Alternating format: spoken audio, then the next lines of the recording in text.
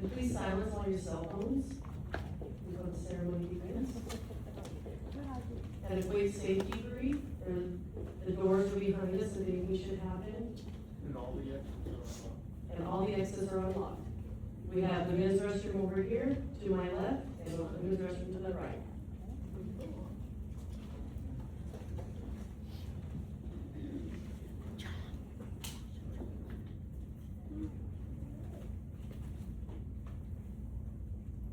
Good morning, ladies and gentlemen. I am Major Shannon Smart, United States Army retired, and I'm honored to serve as the narrator for today's ceremony. Welcome as we gather to recognize the legacy of service of World War II veteran Captain Louis Vernon Landry, and to formally present to his family the Bronze Star Medal he earned through his service to our nation. Please stand if you are able, and remain standing for the arrival of our nation's colors by the VFW 12th District Honor Guard, the singing of our national anthem by Sergeant Tristan Fisher of the Louisiana Army National Guard, the Pledge of Allegiance led by U.S. Navy Captain John Robertson, and the invocation offered by Father Carl Daigle, pastor of Mary Queen of Peace Catholic Church.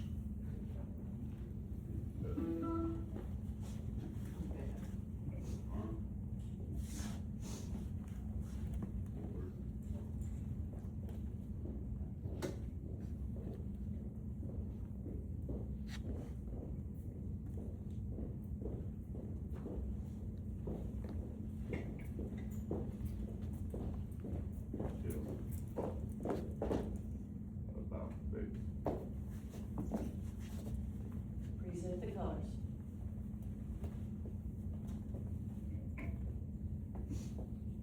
Oh, say, can you see by the dawn's early light what so proudly we hailed at the twilight's last gleaming, whose broad stripes and bright stars through the perilous fight, o'er the ramparts we watched, we're so gallantly streaming, and the rockets rang glare, the bombs bursting in air, gave proof through the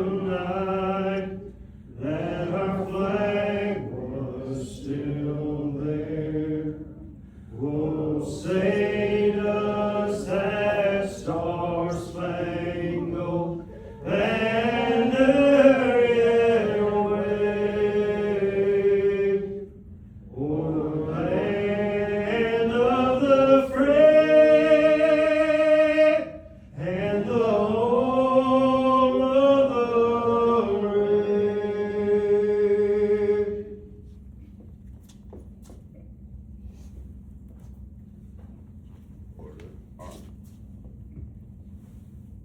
I pledge allegiance to the flag of the United States of America, and to the republic for which it stands, one nation, under God, indivisible, with liberty and justice for all. Order arms. Honor Guard, the colors are posted. Detail. Forward, mark.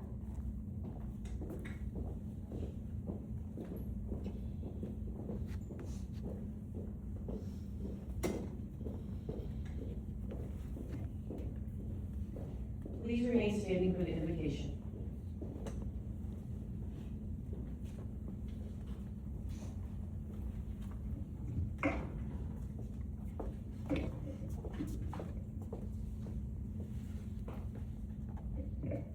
Let us pray.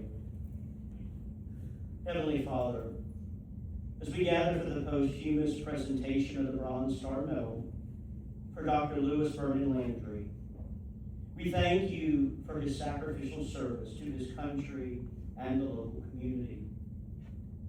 We rejoice that as a combat medic and medical professional, he personally shared in the healing ministry of your Son, Jesus Christ, the divine physician. Through the power of the Holy Spirit working in and through him, lives were saved, physical health and well-being was restored and enhanced, and medical standards elevated. Since he has gone before us, we pray for the repose of his eternal soul. We also ask that from his place on high, his prayers may contribute to world peace, the protection of all those who serve in the military, the raising up of medical professionals with the heart of Jesus, and physical health and healing for all people. We ask this through Christ our Lord. Amen.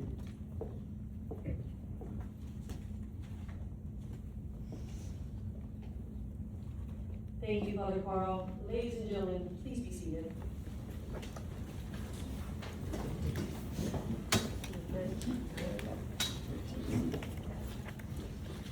On behalf of the Landry family, it is my privilege to welcome each of you to this very special, long-awaited occasion. We are honored to recognize the distinguished guests, elected officials, military leaders, veterans, family members, and friends who have joined us today. We welcome the office of Governor Jeff Landry, the office of Speaker of the House Mike Johnson, Bossier City Mayor Tommy Chandler, and Louisiana State Representative Raymond Cruz. We also extend a special welcome to our guest speaker and Bronze Star Medal presenter, Colonel Miles B. Higgins III, United States Army retired, Commander Randy Campbell of VFW Post 4588, and the members of the VFW District Honor Guard, whose participation brings such dignity and meaning to today's ceremony. We are especially pleased to welcome distinguished members of Captain Landry's extended family, who also served in the United States military. Captain John Robertson, United States Navy, retired, and Colonel Jim Noel, United States Army, retired. Sergeant First Class Jason Matthews, United States Army, retired, and Captain Landry's granddaughter, Army veteran Veronica Landry, tonight.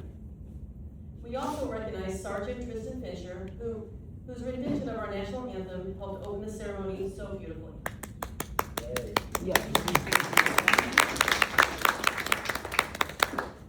We have 3 World War II veterans here today. We want to recognize each of them for their extraordinary service as part of the greatest generation. U.S. Navy veteran Tom Roberts, who is 101 years old.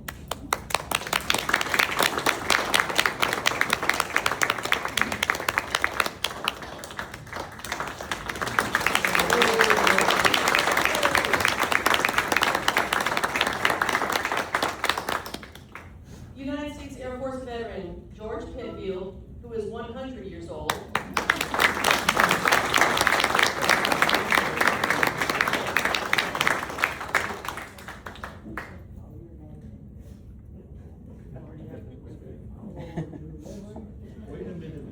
And U.S. Army veteran Lee Solis, who is 99 years old.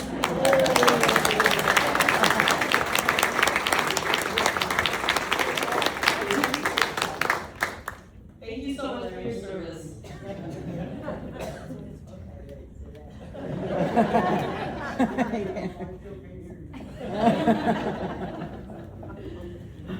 To all veterans and current members of our armed forces, thank you for your service and for being part of this historic occasion. Most importantly, we welcome the children, grandchildren, great-grandchildren, extended family, and friends of Captain Louis Vernon Landry. Your presence is a powerful reflection of the legacy he and his wife Irene created, a legacy of family, faith, healing, and service to others. Today, nearly 8 decades after Captain Landry's service during World War II, his family has gathered to ensure that his sacrifice is remembered, his service is honored, and the recognition he earned is finally placed in the hands of those who have carried his legacy forward. Today, we have gathered to honor the life, military service, and enduring legacy of Captain Louis Vernon Doc Landry. Captain Landry was born on October 11, 1916, in Plaquemine, Louisiana. After earning his medical degree from Louisiana State University School of Medicine, he accepted a commission in the United States Army Medical Corps and entered active duty on June 30th, 1942. During World War II, Captain Landry served in both the Asiatic Pacific and European theaters of operation. As a combat physician during the Papuan campaign in New Guinea, he provided life-saving medical care under hazardous conditions and earned the Combat Medical Badge. He later served with the 91st and the 111th General Hospitals in England, where he met Army nurse Lieutenant Irene Lomas, who he married while in England during the war. Following the war, the Landrys made their home in Bossier City, where they raised their 5 children. Known throughout the community as Doc, Captain Landry devoted the remainder of his life to caring for others through both private practice and public health service. Under the War Department policy recognizing World War II recipients of the Combat Medical Badge, Captain Landry became eligible for the Bronze Star Medal. However, the medal was never formally presented to him during his lifetime. Today, nearly eight decades later, we have gathered to ensure Doc's family receives that long overdue recognition on his behalf. It is now my honor to introduce today's guest speaker and Bronze Star Medal presenter. Colonel Miles B. Caggins III, United States Army retired, served our nation honorably for more than 26 years as a second-generation Army officer. During his distinguished career, he completed 3 combat tours in Iraq and served as the senior spokesperson for the global coalition to defeat ISIS in Iraq and Syria. Colonel Caggins led strategic communications at the Pentagon, the White House, and Army installations around the world.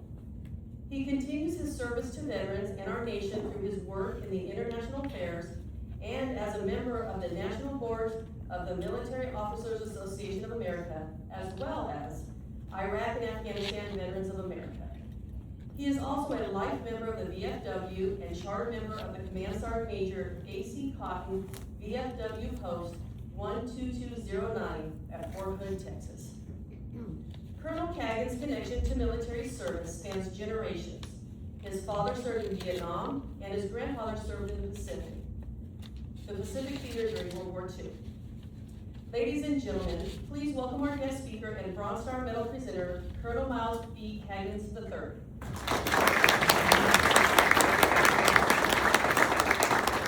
Thank you.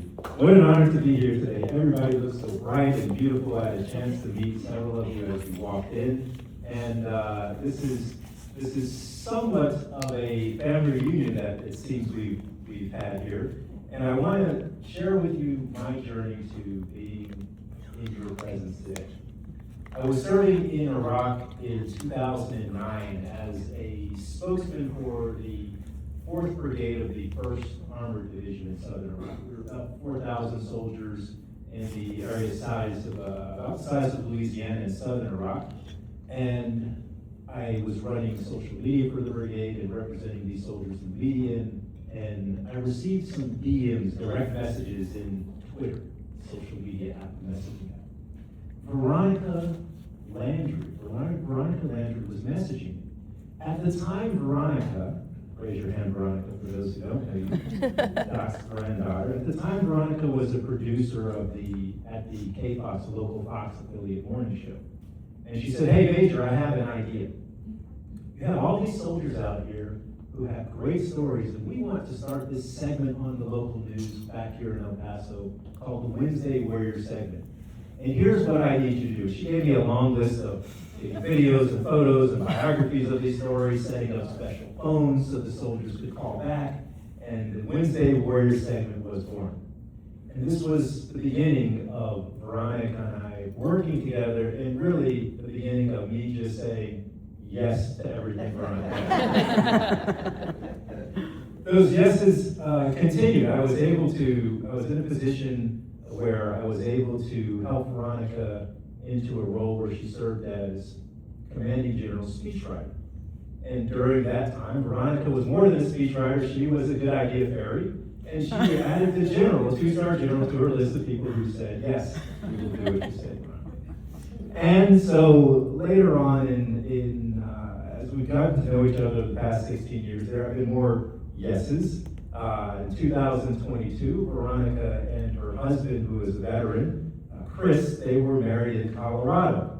And it couldn't just be a justice of peace wedding. It couldn't just be a church wedding. It was a wedding where she wanted her old friend Miles to put on his uniform, come out to Colorado and officiate a wedding. So after some Googling and some training and signing a lot of legal documents, I flew out to Colorado. I said yes, and watched Veronica say yes to Chris, and they've been married now for a few years. And finally, a few months ago, Veronica called. She said, "Hey, Miles, I've been doing some research about my grandfather. I went to the National Archives, and it turns out that he's authorized to have the Bronze Star Medal. What do you think of it?" "Oh, wow, that's great, Veronica, that your grandfather's being honored by our nation with the Bronze Star. Thanks, hey, yeah, I gotta go watch TV or something. I'll talk to you later." No, she didn't let me off the phone. She said, "Maybe we should have a little ceremony." "Okay, you should have a ceremony. Present it to your family, or some senior citizens. They probably would like it. They could put it on their mantle place next to the flags for Doc." And she said, "Yeah, that's what I'll do." And then there were a series of progressive texts and calls. There's all a record of this, right? We have evolved into this wonderful, wonderful, auspicious occasion today where we have more than about 100 of you who have joined in the celebration of Doc Landry. Now, who here knew Doc while Doc was alive? Several of you knew Doc. We're going to have some audience participation today. I want you to think of one adjective, a single adjective to describe Doc. Then as you raise your hand, I will point you out and you just shout out that adjective that describes Doc. First. Loving. Loving. Caring. Caring. Generous. Generous. Selfless. Selfless. Loving, caring, generous, selfless. 10 doctors rolled into one. 10 doctors rolled in Superman. Superman. Any more? Come on, Larry. Pipe smoker. Pipe smoker. Pipe smoker, yeah. Charismatic. Charismatic. We'll get to that. Sir? Full of wisdom. Full of wisdom. Wise. Sage. Fisherman. And a fisherman. Doc was quite.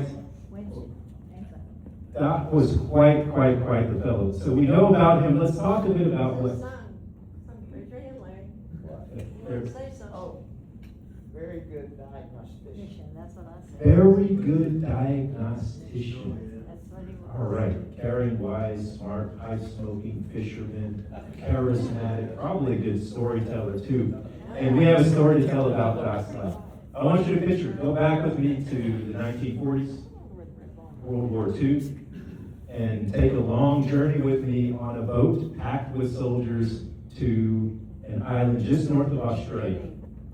Mountain ranges rising sharply from the jungle, swamps, waterlogged forest along the coast, temperatures in the 90s, high humidity, sounds a lot like Louisiana, tropical rain, mud, mosquitoes, a lot like Louisiana, leeches and thick vegetation that could conceal enemy positions until soldiers walked right up upon them.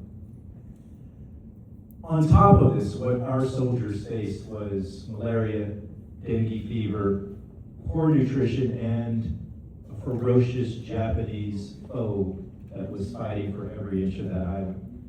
The Army's history of the Papuan campaign records that 8,546 Allied troops were killed or wounded, and they brought the fight to the enemy, killing more than 13,000 Japanese.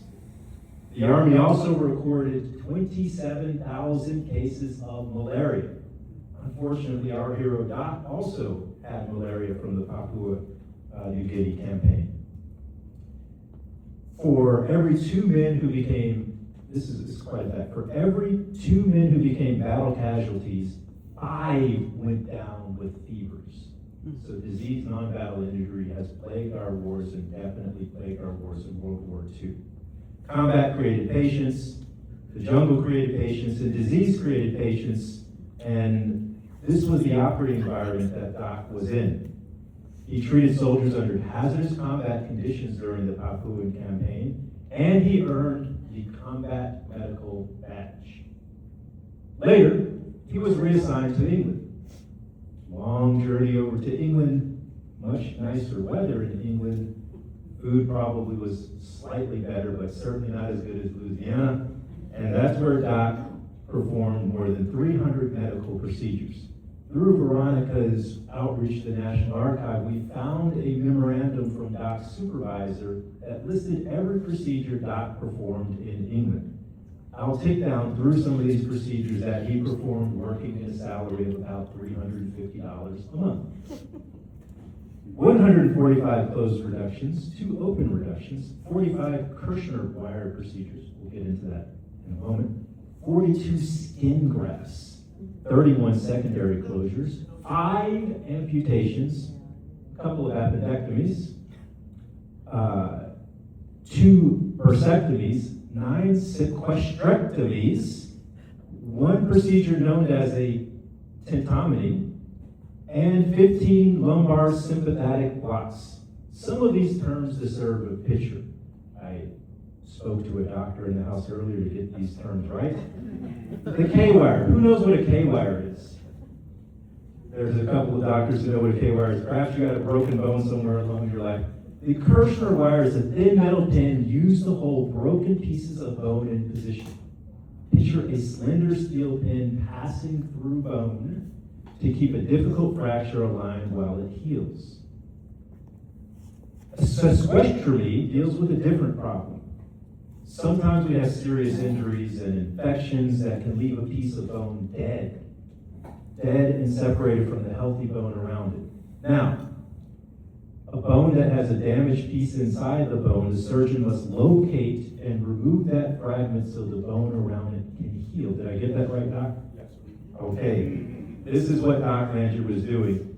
And also, he performed curettage procedures, 5 of these curettage procedures.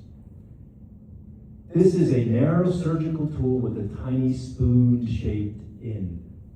Okay, most of the time when we're using small spoons, we're maybe tasting ice cream down at the local ice cream place. This is a doctor's steady hand using a small metal spoon to dig out dead parts of bone to help the body heal.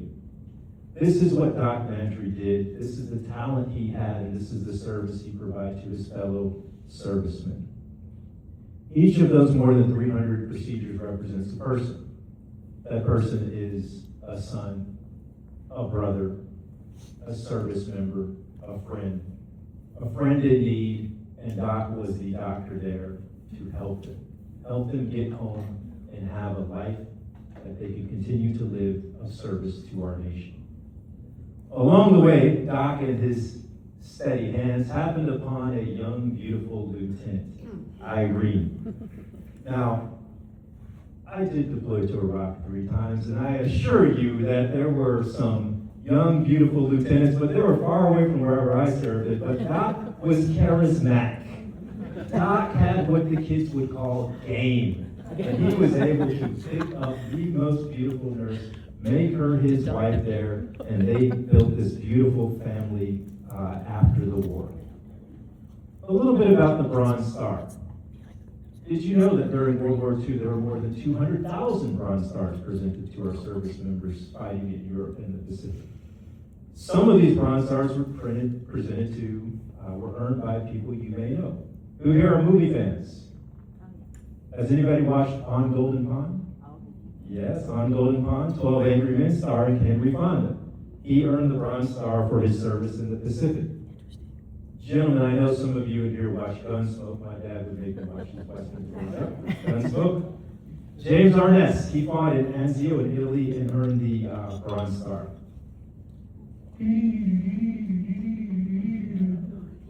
The Twilight Zone. Rod Serling fought with the 11th Airborne in the Philippines, and he earned the Bronze Star and Purple Heart. And right here in Louisiana, we recently awarded a Bronze Star to a 104-year-old veteran, youngsters. This is a man named Jim Bollock from Eunice. Jim was a prisoner of war and was in the Bataan Death March, and he was recently awarded his Bronze Star. in a ceremony similar like we're having today, recognizing that some of our World War II veterans did not receive the awards that they earned during their lifetime. So an actor, television, creator of Twilight Zone, local hero, all earning the Bronze Star. And today, Captain Louis Vernon Doc Landry is added to their ranks of Bronze Star recipients. After the war, we know that Doc came home. He built this community, the medical center. I drove around yesterday with Veronica. I saw Landry Street. It's actually a real thing. I passed by the high school with the Vikings, and Doc was served there many years as a team physician. You see his football on the display table when you walked in. So Doc was definitely part of this community, and he was part of VFW Post 4588. Did you know that Doc was one of the first 200 members here? And he was a member here from 1945 until he passed away. So this is a reunion. This is the right place, the most fitting location to recognize Doc. He was a great family man. He served with distinction. He saved lives. His service matters, and our nation remembers. It is my privilege as a soldier for life, and a veteran, a friend of Veronica and the Landry family who I've met at family events or other travel, to stand before you today and to present the Bronze Star Medal posthumously to the family of Captain Louis Vernon Doc Landry, United States Army Medical Corps.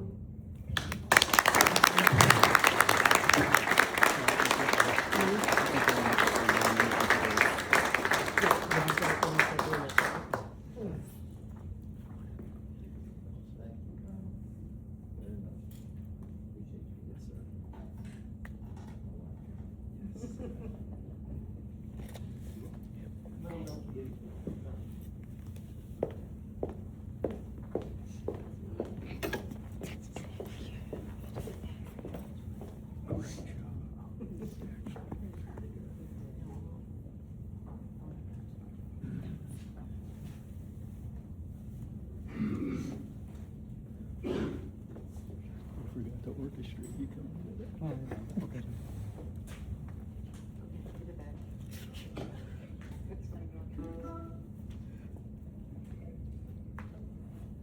Thank you, appreciate that.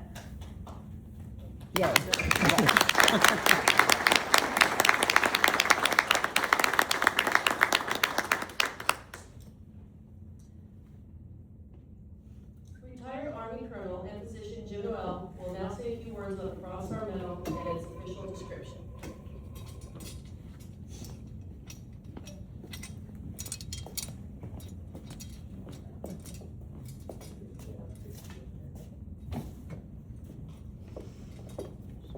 Howdy, y'all. Howdy. Figure out introductions. A little bit about the Bronze Star. President Franklin Roosevelt authorized the Bronze Star on the 4th of February, 1944.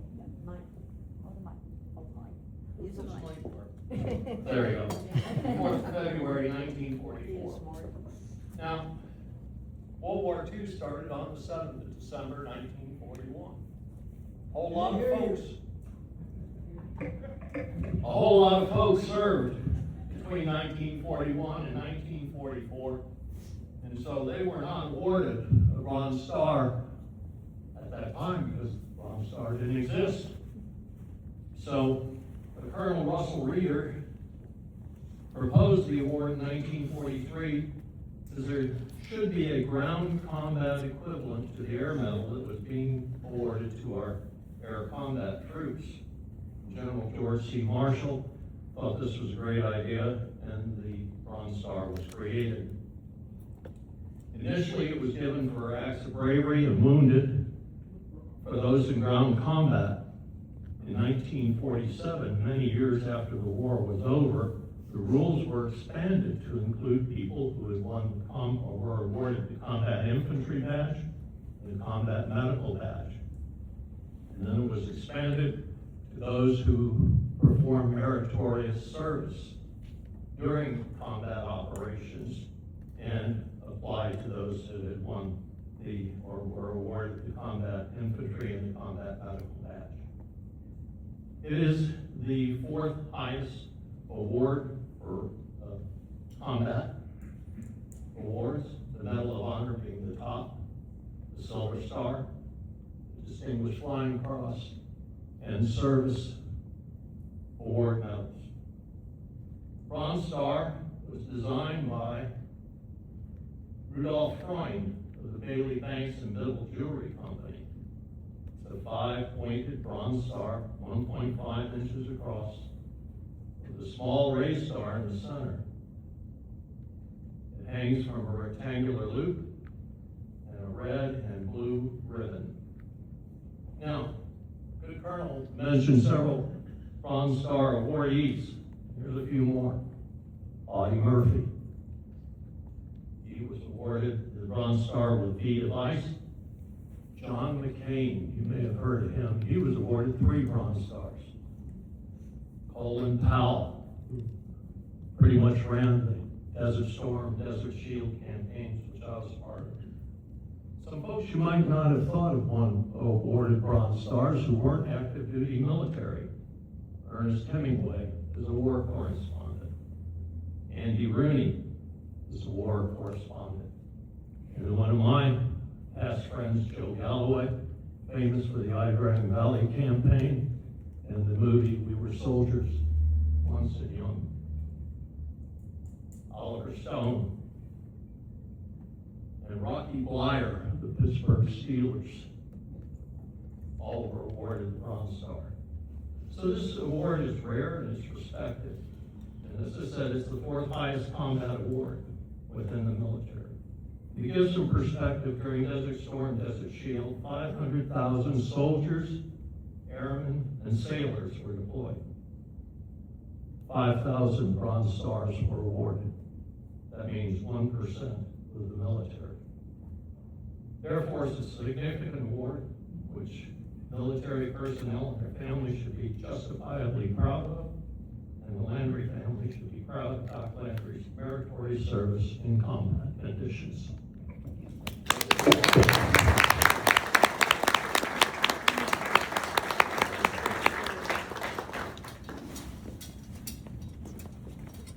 Fill that okay.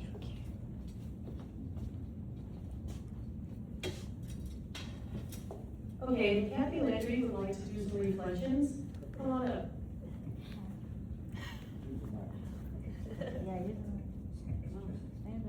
Yes, today I am going to tell you the story of how my mother, a nurse from Farmington, Minnesota, met my father, a doctor from Port Allen, Louisiana during the war.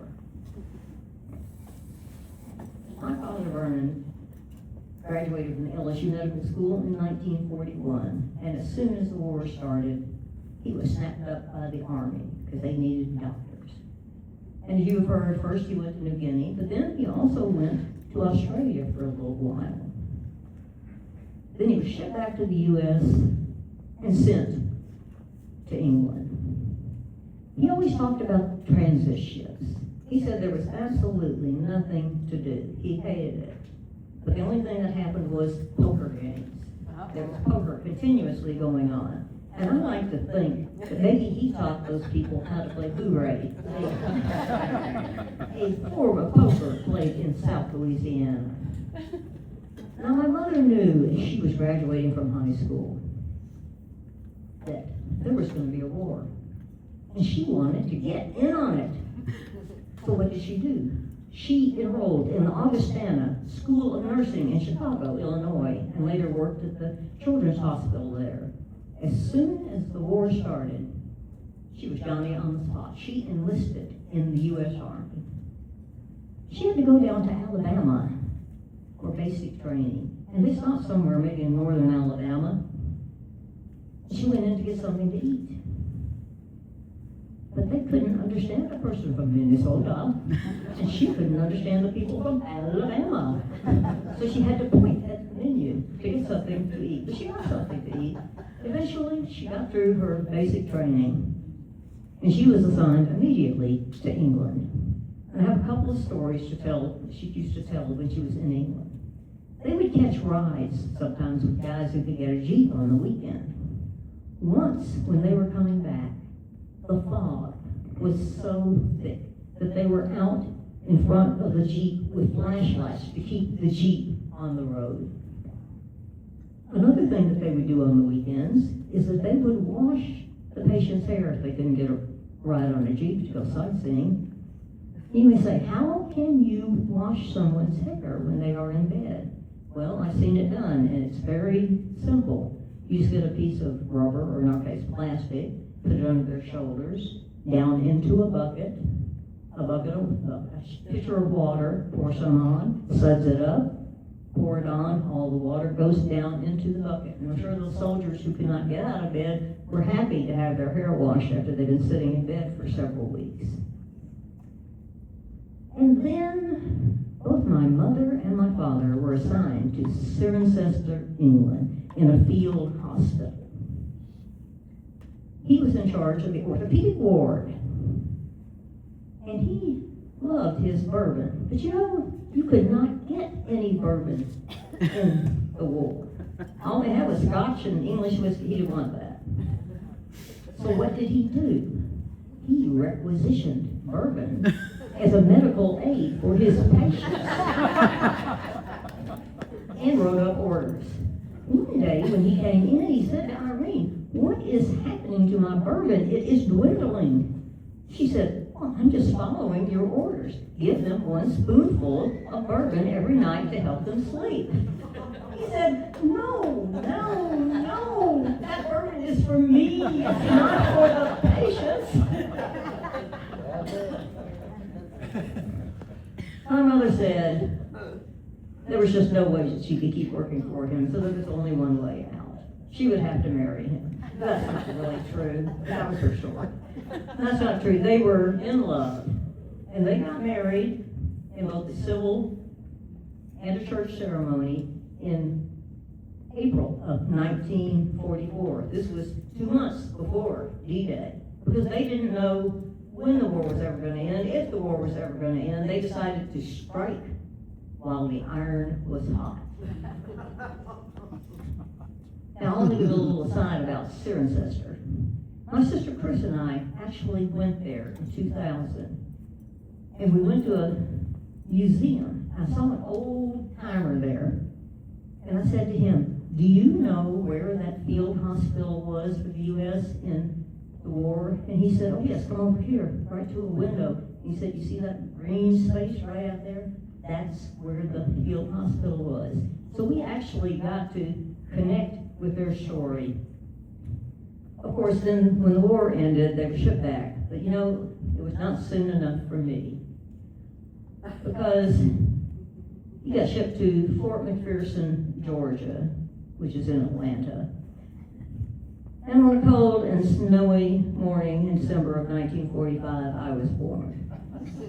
But then eventually he was discharged, and he decided to go to Bossier City because they needed a doctor in Bossier City. But I believe that the real reason is that he was afraid that the culture shock from my mother from Minnesota would be too much if he went to South Louisiana. So instead, he would stay in North Louisiana, where he had a sister who lived right across the river in Shreveport, which would work out.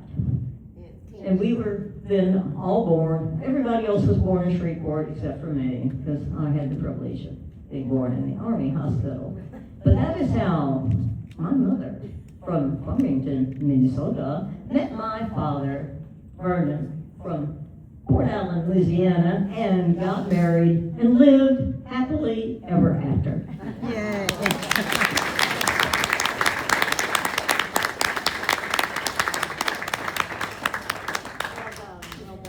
Thank you so much, Kathy. That's a great story. I love it.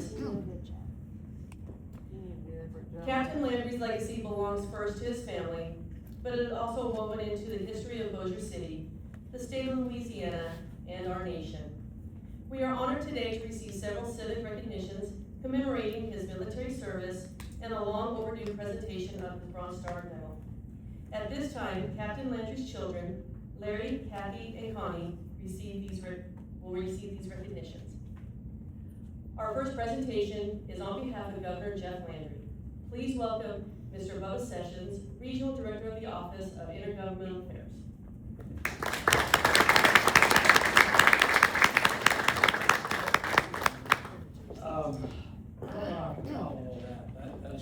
There's been some great speakers.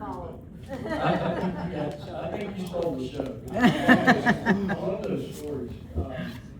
And everything that I would read here this morning has already been touched on and said by all of you, and wonderfully done. I want to say something about these guys over here real quick. 100. I didn't know if I was going to make 20. And these guys are getting 103 or 20. That's great. Congratulations on your birthdays, guys. I'm just sitting there thinking, they're calling them out like, what have they seen in their lifetime? I mean, cell phones, I can't even imagine that. So, Dr. Landry, I've read some things about him, and of course, again, not to be redundant, but you guys have done a wonderful job of spelling out the things that he's accomplished in his life. And as a Bossier City resident, you know, I'm a beneficiary of the things that he put in place. Bossier General, big hand in that. My brother was born there. So I appreciate you guys having me here, the family. It's absolutely an honor, and I mean, I'm humbled by it. I didn't serve in the military, but to see the love and the dedication of the country from the people that are here that have served and Dr. Landry is something spectacular. And I think all young people should be able to hear stories like that. That's just, I can picture the whole time. Your mother, I just picture all that. So I'll go through the bottom of this and just and be quick about it so that other speakers can get up. Whereas Dr. Landry honorably served his country as a captain in the United States Army from 1942 to 1946, exemplifying the values of duty, sacrifice, and patriotism. Whereas throughout his life, Dr. Landry has demonstrated exceptional leadership, civic responsibility, and dedication to the welfare of others, leaving a legacy that continues to inspire future generations. And so now it's a great privilege that I, on behalf of our great Governor, Jeff Landry, in the state of Louisiana, present the family with an accommodation. Thank you.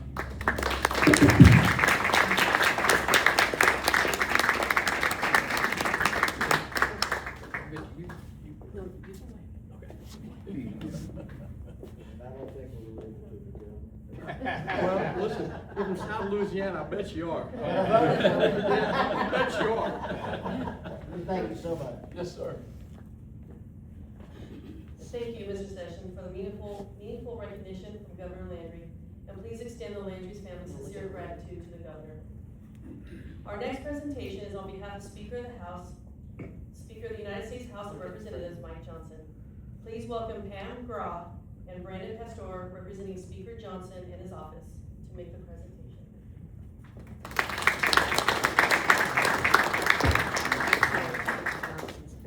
Good morning, everybody. I just want to start by saying thank you for the opportunity to be here today. As a veteran and military spouse as well, I really appreciate the opportunity to present this on behalf of the Speaker. So on behalf of the Speaker of the House, the flag of the United States of America, presented to memorialize the post-humanist presentation of the Bronze Star Medal to Captain Louis Vernon Landry, United States Army Medical Corps, World War II veteran, signed August 12, 2026, by Speaker Mike Johnson, U.S. House of Representatives.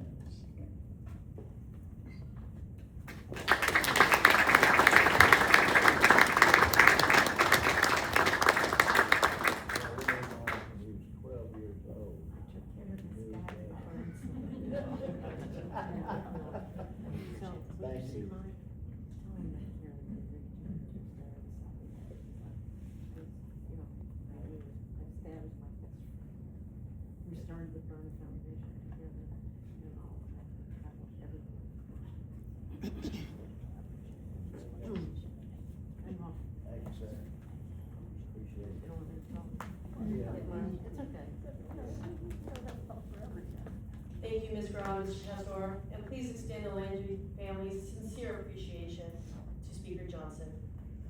Our next presentation comes from the community Captain Landry called home following the war and served for more than 3 decades as a physician and public health leader.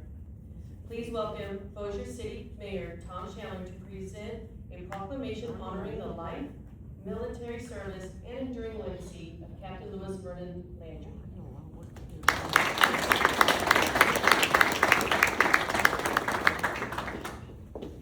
I want to tell you how honored I am to be able to read this proclamation, and I want to thank the family for asking me to read it to y'all today. Thank you so much. Thank you.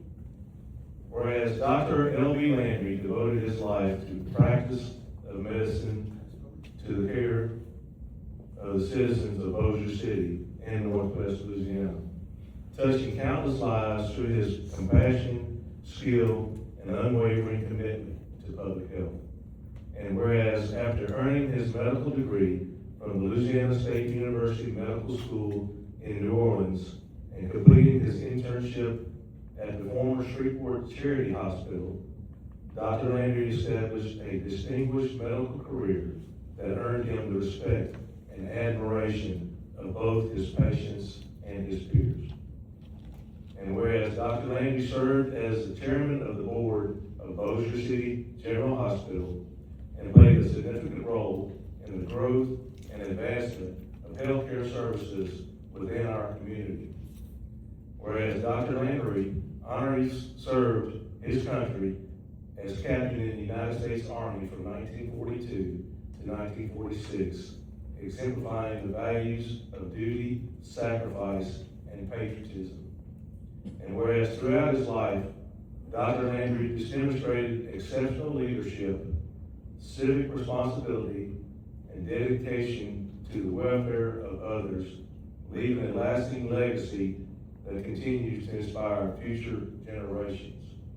And whereas the citizens of Bossier City wish to recognize and celebrate the extraordinary life, the service, and contributions of Dr. L.B. Landry and express their gratitude for the profound impact he made on our community. Now, therefore, I, Thomas H. Chandler, Mayor of the great city of Bossier City, do hereby proclaim August 12th, 2026 is Dr. L.B. Landry Day.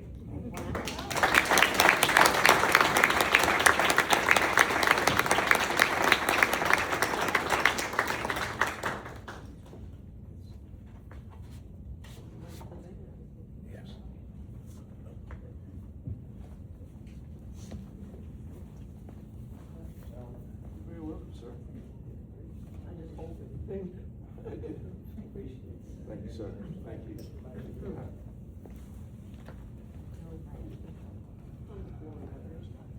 Thank you, Mayor Chandler, for this proclamation and for recognizing Captain Landry's lasting contributions to the citizens of Bossier City. Our next presentation is an expression of commendation from the Louisiana House of Representatives, honoring Captain Landry's courageous service during World War II and recognizing the posthumous presentation of his Bronze Star Medal. Please welcome Louisiana State Representative Raymond Cruz to make this presentation. Thank you.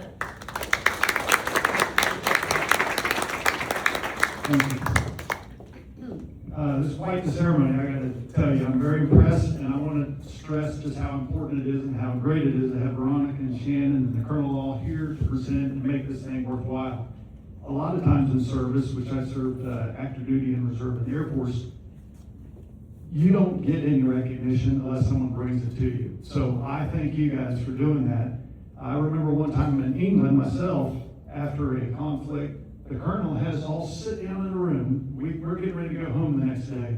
He had us all sit down there and write down all the stuff that we've been doing. Otherwise, it was not going to be recognized. So I want to thank you and all the people that made this so worthwhile. You know, even in the Bible, it talks about the importance of commemorating events and times and people. So I want to thank you for making this happen. Also, I want to thank the VFW. I mean, this is a great hall here.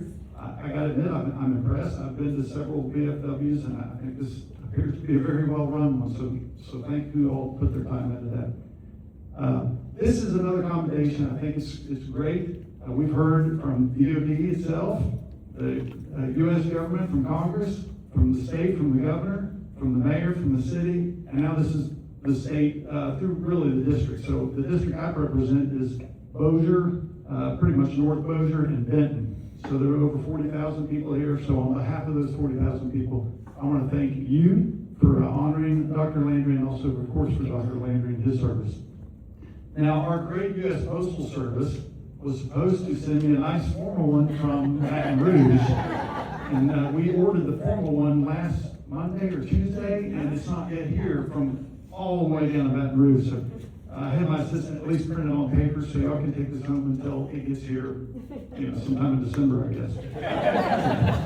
Thank you for that. Thank you for the great stories and all. I think this is a real testament to Dr. Landry and his family, to see the kids here and the grandkids, and to see y'all come from Tennessee. Are you still in Texas? Colorado. Colorado. Okay, that's where my two boys are. Two kids are now, and my brother too.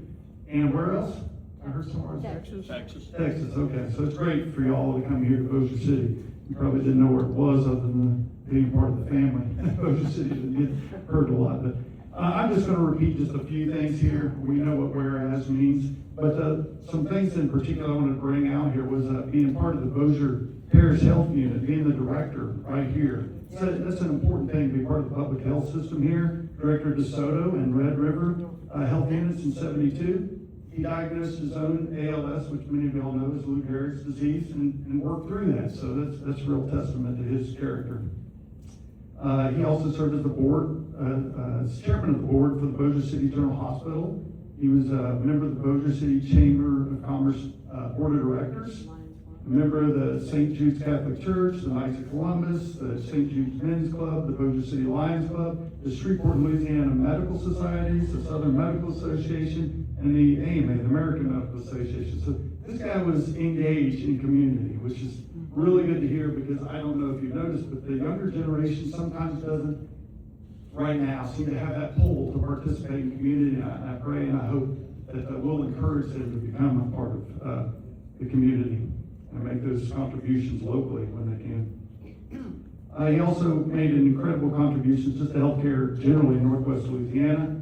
And once again, we want to recognize him for his great achievement in achieving the Bronze Star, and for all the people that went to work for making that happen. That's not just a solo thing. People got to go through some hoops to make that happen. Earl, I'm glad you answered the phone all the time she called to make things happen. So once again, on behalf of the Louisiana House of Representatives and the state of Louisiana, the city of Bossier City, the parish of Bossier, and the United States of America, we thank you and for bringing this to our attention and for commemorating for this. So thanks again. Thank you.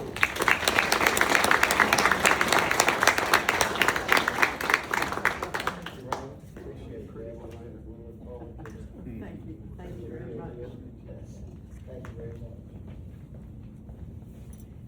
Thank you, Representative Cruz, for the meaningful recognition and for helping ensure Captain Landry's service is remembered by the people of Louisiana. We would also like to extend appreciation to Louisiana State Senator Adam Bass, who is unable to join us today due to official business in Baton Rouge. Senator Bass has extended his recognition to the Landry family and has arranged for a proclamation honoring Captain Doc Landry and his service to our nation.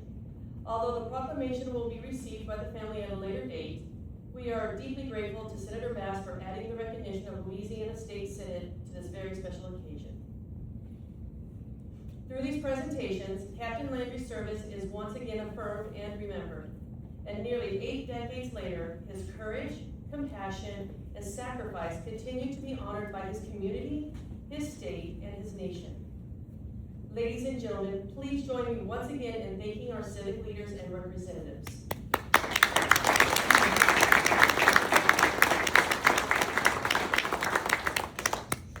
As we draw today's ceremony to a close, it is fitting that our final reflections come from Captain Landry's family. Captain Landry's legacy lives not only through the military honors and civic recognitions presented today, but through the family he and Lieutenant Irene Lomas Landry raised, and the generations who continue to carry their values of service, compassion, and devotion to others. At this time, it is my honor to invite Captain Landry's son, Mr. Larry Landry, to come forward and deliver the family's final remarks. Ladies and gentlemen, please welcome Mr. Larry Landry.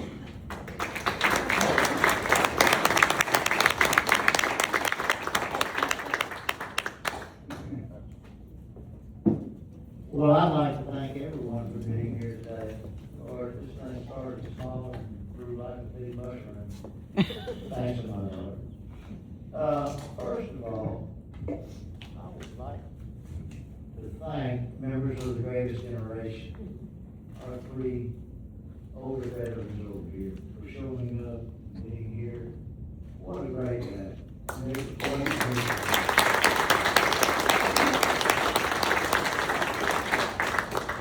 And I would like to thank the VFW color guard from this district for being here to display the colors for us. A special thanks to the acapella rendition for our Star Spangled Banner Sergeant Spencer. He did a great job. He came from out of town, and you know, I've sang acapella before. It's not an easy thing to do, but he sure did. Can't go by without thanking Major Smart for being here to be our MC, if you will. And of course, it goes without saying that Irma Coggins, who I had the pleasure of meeting a few years ago when he was performing the marriage ceremony with my daughter and her present husband. That was a great time. We had a great meeting and made good friendships there in Colorado Springs. Thank my sister Kathy for her great rendition of Family Synopsis, how we all got here. Special thanks to our civic leaders and everybody from the governor's office on down to the mayor. I don't want to go over too many names and numbers because we've been here a good long time. But thank. What? Father Carl. I can hear you. Father Carl. Father Carl Daigle? Yeah. Yeah, I know Father Carl Daigle. And I do appreciate being here and giving our invocation. I want to thank my daughter Veronica. This would not have happened if she had not nursed it along, pushed it along, threatened it along, whatever it took to make it happen. And it was going to be such a nice, small little ceremony. And I see all these people here, and I can't believe it. Outstanding. So Veronica did a great job for me.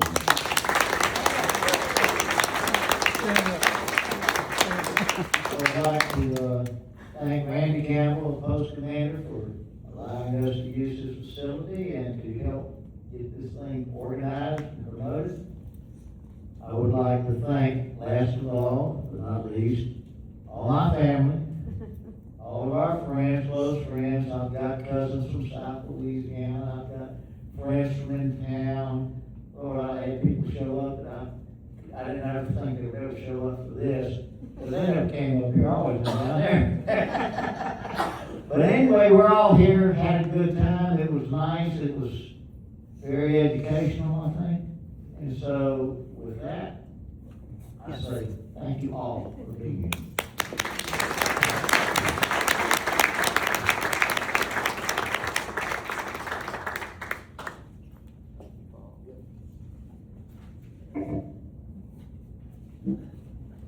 Thank you, Mr. Landry, for those meaningful words and for bringing today's ceremony to such a personal fitting and conclusion. Ladies and gentlemen, this concludes today's ceremony honoring the life and legacy of Captain Louis Vernon Landry and commemorating the posthumous presentation of his Bronze Star Medal. Following the ceremony, the Landry family and our distinguished guests will remain for photographs. We also invite you to visit the memorabilia table, it's right there in the back, where photographs, military records, and personal items from Captain Landry's and Lieutenant Irene Lomas Landry's lives and military service are on display. A no-host lunch will follow at Casa Jimador on Airline Drive. On behalf of the Landry family, thank you to our distinguished guests, civic leaders, veterans, service members, family, and friends for being present on this historic occasion. Your presence today has helped ensure Captain Landry's courage, compassion, and service to our nation will never be forgotten. Thank you, and may God bless the Landry family, our armed forces, and the United States of America. Yeah.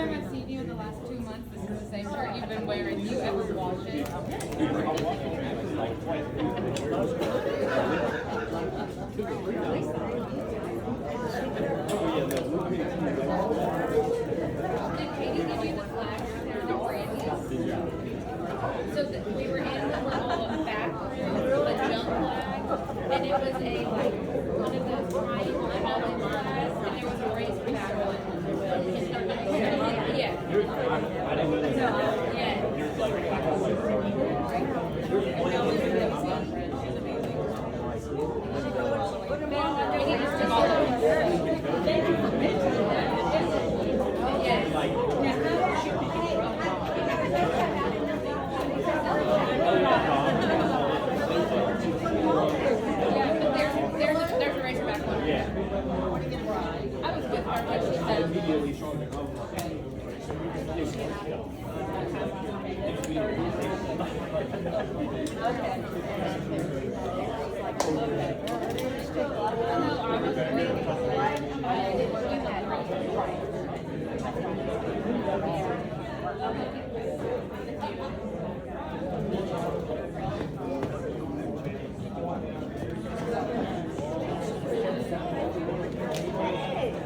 I snuck in at the last minute. I'm gonna come give you a hug. Okay. I got here at like 10:29.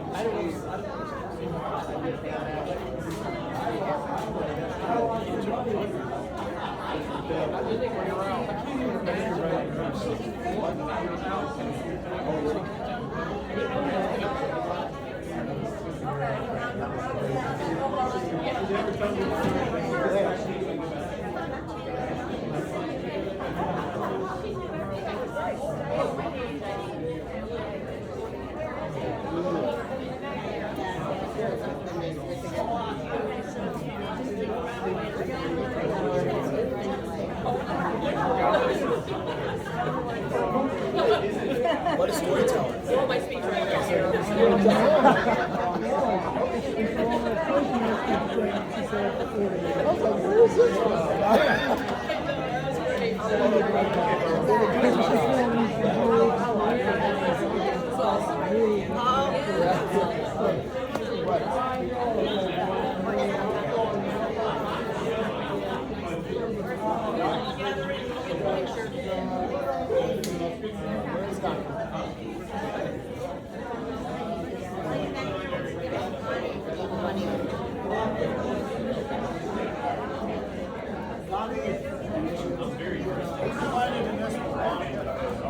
My assistant's bugging me. You better get a quick one right now.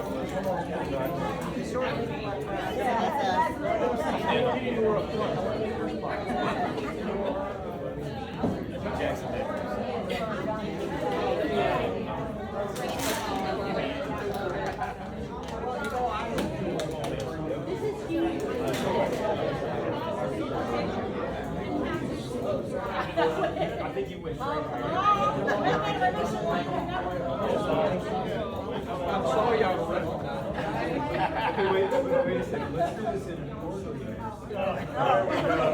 So we'll start here with Barbara and then we'll move this way. That's a leader right there. All right, leadership. I can't see you. Okay.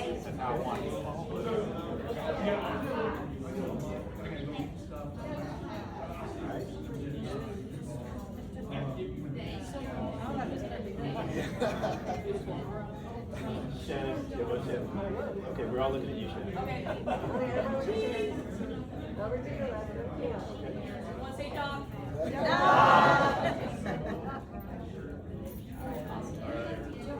Okay. It was a great man. Sounds that way. I'm the daughter-in-law. Yeah.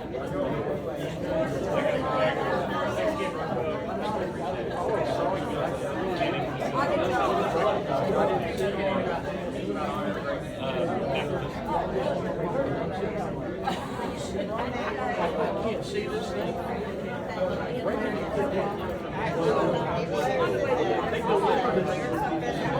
They delivered last Thursday. Papers out.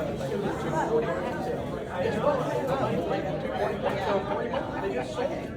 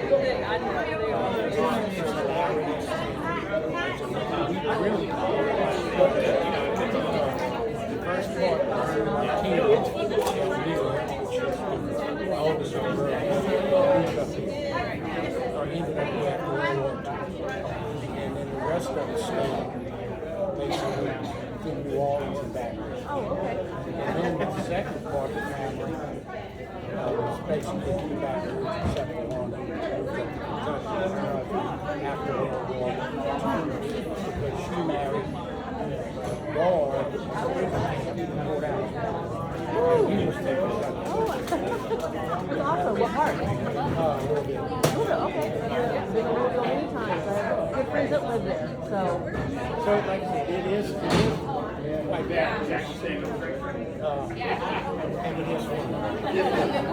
So is he? He would go take that photo. Yeah, he would go take that photo. It's just me like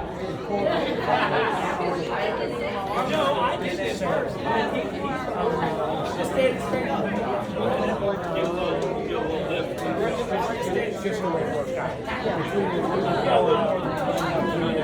back to back, 6 or 7 hours.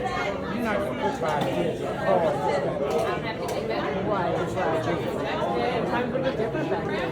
Yeah, absolutely. But we did keep up with each other. I mean,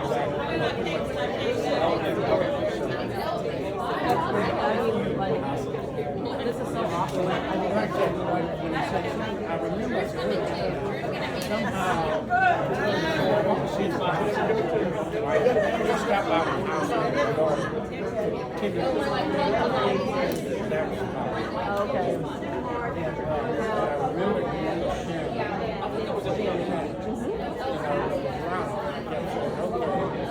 they said they both blondes. Veronica, I've had 2 or 3 I have collected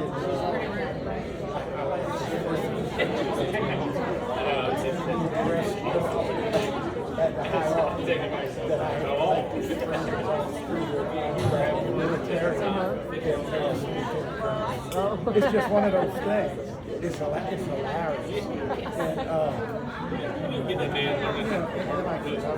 I've seen them, whenever you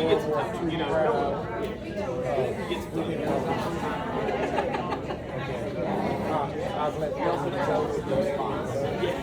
that I shouldn't have.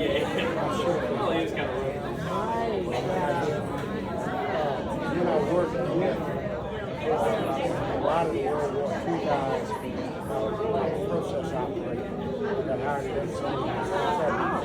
So a lot of them still there. Let's just say that they're the greatest people in the world. They have no sense of humor. No, too serious? You got paid to do a job, man. Let's go. Yeah. Boom, boom, boom. Yeah, and it was great. It was very hard.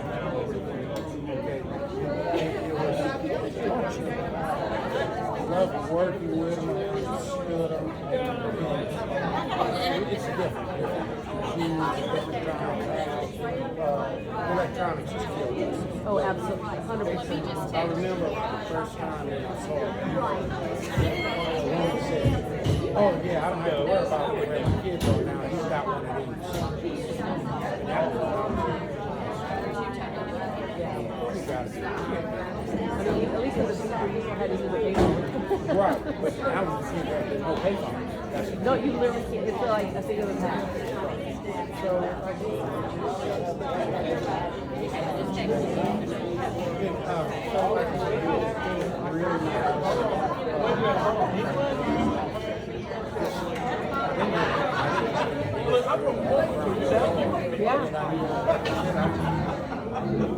You're way up on my great. My good buddy was Lieutenant Colonel, retired out in the Air Force. He's got one. Johnny's never told me. And a lot of people who receive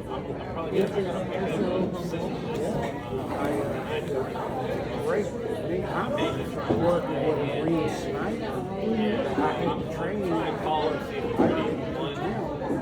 unbelievable. This together storm, Silver Star,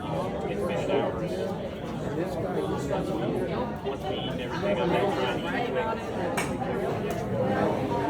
we ain't got these go, I think, a certain place. Oh, I'm sorry. Oh, yeah.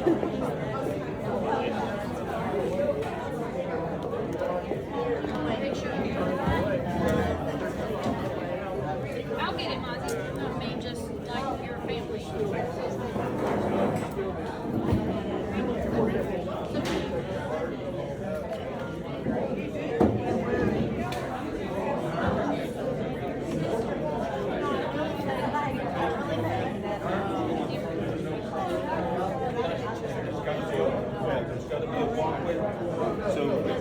close out the floor here. Yes, sir. Stuff here. I'm just gonna move it.